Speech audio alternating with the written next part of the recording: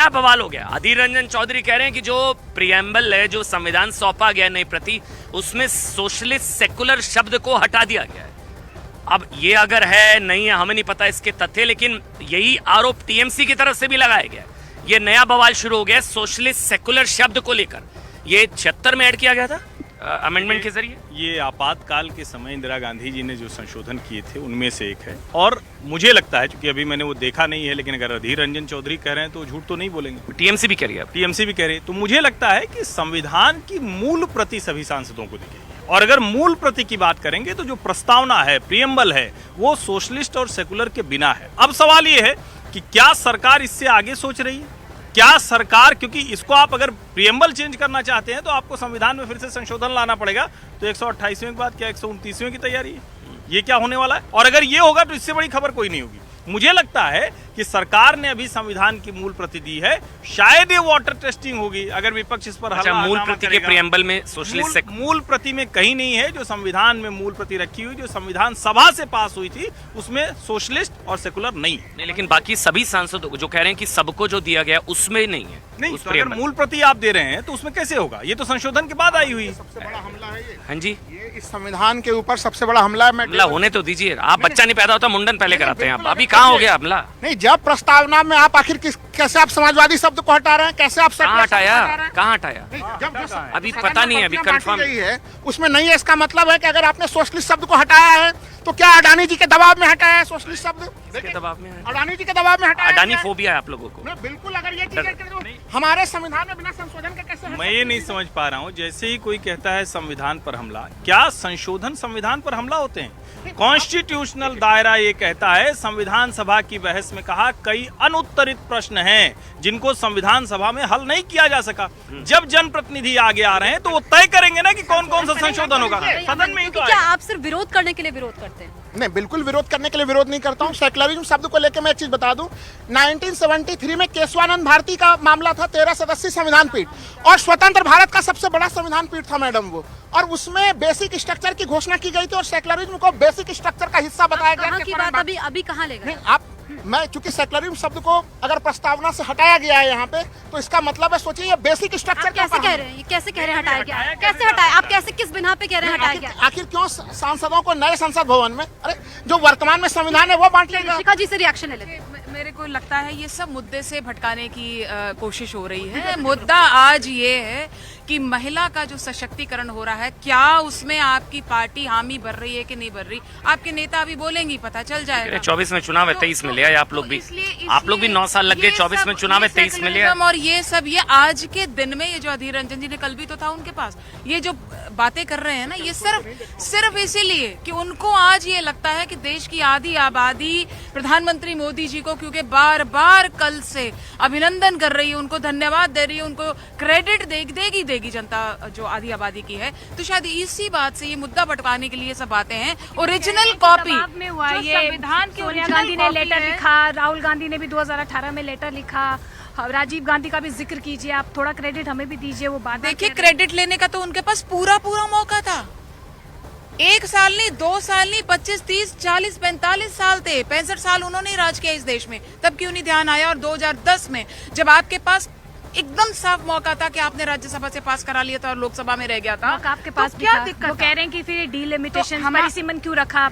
अभी वो उसके चुनावों में फायदा हो जाता 2024। वो उसके प्रोसीजर्स हैं, वो उसके जो भी किसी भी बिल को इंट्रोड्यूस करने के बाद उसकी इम्प्लीमेंटेशन के लिए जो उसके प्रैक्टिकल एस्पेक्ट्स हैं वो तो पूरे करने पड़ेंगे। हर्षवर्धन जी, एक इस बात की भी बात की जा रही है कि ये जो एम फैक्टर वाला मुद्दा है, इसको जोड़ा जा रहा है जो उज्ज्वला स्कीम है, जो प्रधान मोदी सरकार की उज्ज्वला स्कीम है, इज्जत घर शौचालय वाला, या इसके अलावा जो शराबबंदी बिहार में थी उसका फायदा, और अब ये महिलाओं को आरक्षण आदि आबादी। बहुत, या तो ऑपोजिशन इसको हल्के में ले रहा है या हम लोग उस तरह से नहीं समझ पा रहे हैं, या आपको लग रहा है वाकई बहुत रेवोल्यूशनरी होगा और इसका अभी 5 राज्यों में चुनाव, 24 फिर 29, तो मतलब फिर आगे तो फायदा है ही? आपको लग रहा है बहुत रेवोल्यूशनरी है? अमन जी, सबसे पहले तो मैं ये कह रहा हूँ कि आरक्षण की कोई आवश्यकता नहीं होती। जो भी सभ्य समाज होते हैं वो आरक्षण, उसमें जरूरत नहीं होती, क्योंकि आप एक बराबर का हक देते हैं। महिला पुरुष तो एक बराबर है ना। लेकिन हमारे देश के राजनेता, जिसमें पुरुष थे ज्यादा, उन्होंने महिला आरक्षण नहीं चाहते हैं। नहीं, मैं कह रहा हूं ना कि महिला आरक्षण आज ये देना पड़ रहा है, इसका मतलब ये कि पुरुषों ने जिम्मेदारी नहीं निभाई। आप इसका मतलब राजनीति के क्षेत्र में महिलाओं को लगातार पीछे ढकेलते रहे और यही वजह है कि आरक्षण देना पड़ा। इसका मतलब कि आज तक उनको आपने अंडर प्रिविलेज करके रखा। इसका मतलब कि आप उनको उनका अधिकार नहीं दे रहे थे। अब आप जरा सोचिए, अभी आप ये बात कर रहे हैं, आप घर में जाके ये बात कर सकते हैं क्या? किसी महिला से आप कहिए कि उसको आरक्षण मिल रहा था और कुछ लोग कह रहे हैं कि नहीं हम आरक्षण नहीं देने देंगे। थोड़ी देर इस पर चर्चा कीजिए सामान्य महिलाओं से, तो थोड़ी देर वो शांत रहेंगी, फिर कहेंगे कि हमको कुछ मिलने लगता है, तुमको क्या दर्द होता है भाई? मैं भी वही पूछने वाला ये था। सवाल आने लगेगा और मुझे लगता है कि ये रेवोल्यूशनरी है। जैसे उज्ज्वला का प्रभाव देश में बड़े बड़े राजनीतिक विश्लेषकों को नहीं पता चला, वैसे ही इसका भी असर उन्हें देखने में शायद थोड़ी जिसको कहते हैं ना दृष्टि बाधित हो गए हैं। अभी दूर की नजर दिख नहीं रही उनको, उसका भी असर उसी तरह का होगा। और इज्जत घर शौचालय, हाँ। देखिए, बिल्कुल इन्होंने सही कहा कि पुरुष प्रधान राजनीति है और देश है इसलिए, लेकिन आज एक पुरुष ने उस सीट पर बैठ करके जहां निर्णय महिलाओं के लिए लिया जाना था उन्होंने लिया। इससे पूर्व में यूपीए की चेयरपर्सन महिला थी, लेकिन नहीं लिया ना उन्होंने। तो ये सोच में यही राज्यसभा से पास कराया था, पास कराया था। अगर उसको एक्चुअल में इम्प्लीमेंट करना चाहते, अगर मंशा होती, इच्छा होती, तो लोकसभा में भी करा देती। वही कांग्रेस कह रही है, वही वाला बिल ले आते, लोकसभा में पेश कर देते। अगर वही वाला बिल है तो आज कह रहे हैं उसमें ओबीसी नहीं है, तो दोनों तरफ तो नहीं चल सकते ना आप। ये डबल स्टैंडर्ड्स क्यों रख रहे हैं? मैं आती हूँ हर्षवर्धन जी। शिखा जी, एक छोटा सा रिएक्शन, आपने ओबीसी की बात की, क्योंकि अभी चाहे हम समाजवादी पार्टी की स्टैंड की बात करें, हम कांग्रेस की स्टैंड की बात करें, या बीजेपी खेमे से भी उमा भारती कह रही है कि भाई चिट्ठी लिखी है 50% जो है ओबीसी कोटे को भी इसमें मिलना चाहिए। इस पर क्या है? बीजेपी में भी दो खेमे हैं। आज लोकसभा में बहस होगी, सब लोग अपना मत रखेंगे, बहुत सारी चीजें उसके बाद भी निकल करके आती हैं, बहुत सारी एडिशंस भी होती हैं, सब्ट्रैक्शंस भी होती हैं। किसी भी बिल को इंट्रोड्यूस करने के बाद उसके ऊपर चर्चा होती है।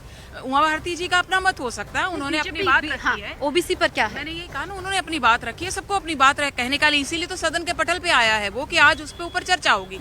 इस चर्चा के बाद देखते हैं ना कौन सी पार्टी का कितना मेजोरिटी के साथ वो क्या बात कहती है और उसमें क्या करवा पाते हैं। अच्छा, एक सवाल राहुल जी आपसे, आप जब बिल पेश होगा तो ये एसपी आरजेडी को मना लिया आप लोगों ने? देखिए, आरजेडी की कहानी अलग है।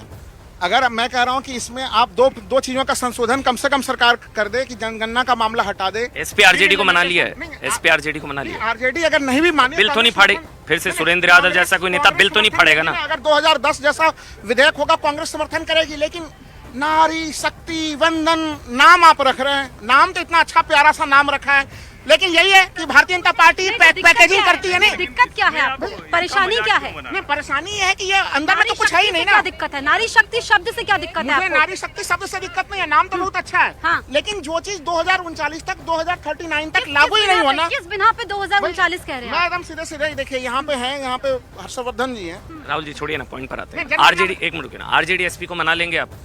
कोई फिर जैसे सुरेंद्र यादव जी ने बिल फाड़ा था, तो कोई फिर से आपके इंडी गठबंधन का नेता उठा के कोई बिल तो नहीं फाड़ देगा, या कोई सीटियों जैसा बयान दे देगा? याद है ना किसने क्या किया, पेपर कटी महिलाएं से लेकर सारे बयान क्यों दिया गया था? देखिए, उस बयान की लोग उसकी भी वो भी जस्टिफाई है। नहीं, वो बयान क्यों दिया गया था? वो बयान दिया गया था कि ऐसा ना हो कि केवल यहाँ पे जो है कि जो संभ्रांत घर से वहीं से महिलाएं, समाज के नहीं, समाज के निचले तबके के महिलाओं का भी प्रतिनिधित्व होना चाहिए।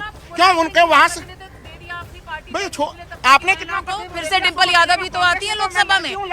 आप मानसिकता देखिए इनकी, इसी मानसिकता के साथ ये पहले भी बैठे थे। परकटी वाला बयान सही था शरद यादव का, सही बयान था ना, और वो वाला भी सही होगा कि सीटियां बजेंगी संसद के अंदर, मुलायम सिंह यादव। और ये भी बयान सही होगा कि हमारी घर की महिलाएं ज्यादा आकर्षक नहीं है, मुलायम सिंह यादव। बिल फाड़ना भी सही होगा, अबू आसिम आजमी का भी बिल छीनना सही होगा। तो ये सब तो विपक्षी गठबंधन आप ही कैसे मना लिए इन लोगों को आपने? देखिए, विपक्षी गठबंधन में देखिए सभी पार्टियों का कांग्रेस में कोई विलय नहीं हुआ है, कंफ्यूजन ना फैलाया जाए। कुछ मामलों पे मतभेद हो सकते हैं, लेकिन अगर सनातन पर मतभेद नहीं है, नहीं सनातन पर कोई मतभेद नहीं है, पोन मुडी साहब ने बताया। ओबीसी के मामले पे नहीं, आरक्षण के भीतर आरक्षण होना चाहिए, लेकिन हाँ, वर्तमान में कुछ नहीं मिलने से अच्छा है कि 2010 जैसा विधेयक भी आ जाए। तो कांग्रेस ने निर्णय लिया है कि उसके ऊपर पूरा का पूरा समर्थन दिया। राहुल जी, आपको थोड़ी सी कंफ्यूजन है। सुन लीजिए एक मिनट, 2010 में quota within quota OBC नहीं था। नहीं था। इस बार Congress quota within quota OBC मांग कर, यानी कि वो चाह रही है कि उनका वाला बिल नहीं, इसमें अमेंडमेंट हो। ये एसपी आरजेडी का दबाव हो सकता है। ये कांग्रेस का भी स्टैंड क्यों बदला है? देखिए, मुझे लगता है कि कांग्रेस भ्रम की अवस्था में आ गई है और यही वो भ्रम था जिसकी वजह से 2010 में राज्यसभा से पास होने के बावजूद आगे नहीं बढ़ पाए। अगर उसी वक्त इच्छा शक्ति अच्छा, बहुमत नहीं था तो राज्यसभा से कैसे पास हो गया? राज्यसभा में नहीं, अगर इच्छा शक्ति होती, बीजेपी ने समर्थन किया, बीजेपी कांग्रेस साथ थे। क्या वो दूसरे दलों को इस स्थिति में खड़ा कर पाए कि वो कहते कि नहीं ये विरोध कर रहे हैं? विरोध तो उनके सहयोगियों ने किया और आज भी वही स्थिति बन रही है जब इस सरकार ने सहमति बना ली है, कोई इसका विरोध करने की स्थिति में नहीं है। ऐसी परिस्थितियां हैं, उसके बावजूद उन्हीं के सहयोगी हैं जो कह रहे हैं कि नहीं अभी पहले ओबीसी लाइए तब ये करेंगे। तो मुझे लगता है कि महिलाओं को आरक्षण मिल रहा है, बड़ा काम हो रहा है, ऐतिहासिक है, इसका सबको स्वागत करना है। कांग्रेस के समर्थक हैं, बिल को फर्जी कह रहे हैं आप फर्जी बिल कह रहे हैं इसलिए कह रहा आप। हूं। लोकसभा की कार्रवाई शुरू हो गई, लोकसभा की कार्रवाई शुरू हो गई, सदन